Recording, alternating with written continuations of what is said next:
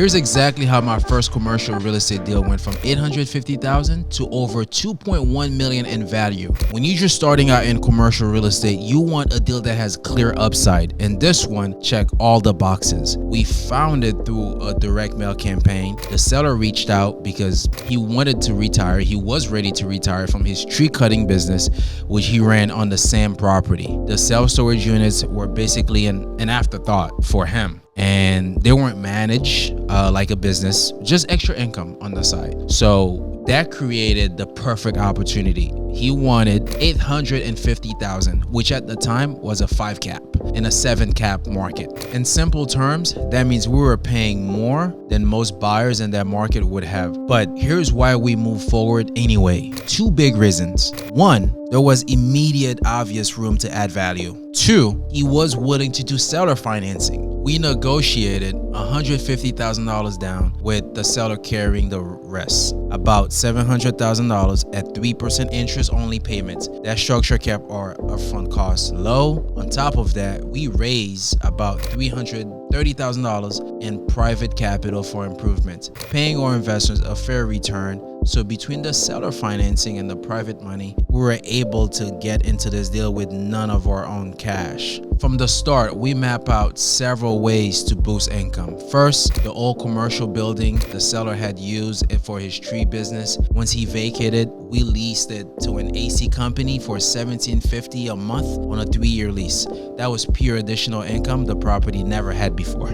Next, we added 12 portable self-storage units, 8x20s, to expand rentable square footage right away. We also pushed the fence line back and laid gravel to nearly double the parking area, which gave us more income from vehicle storage. Then we turned to the property curbs appeal. When we bought it, the building and doors were painted plain white. You could drive past the building and not even realize it was a self-storage. We repainted the doors a bold red, add signage along the highway, built a proper website, automated the gates. That made it easy for tenants to find us, rent online and pay online. And finally, the biggest piece, raising rents. When we took over in 2020, rents were literally half of the market rates. The owner was charging $45 for a 10x10, while the competitor down the road was charging close to $90. At first, since this was during COVID, we held off on raising rents right away, so the tenants saw the value. Then we increased rates closer to market. And here's the key. Hardly anyone moved out. Only 1 tenant left. Everyone else stayed because storage is what I call a sticky business. Moving your stuff costs time and money. Most people would rather pay the extra $30 or $40 than rent a U-Haul and spend a weekend moving boxes. Here's what happened. When we bought it in June 2020, the property was bringing in about $78 a month. Less than 2.5 years later, it was generating $17,000 a month.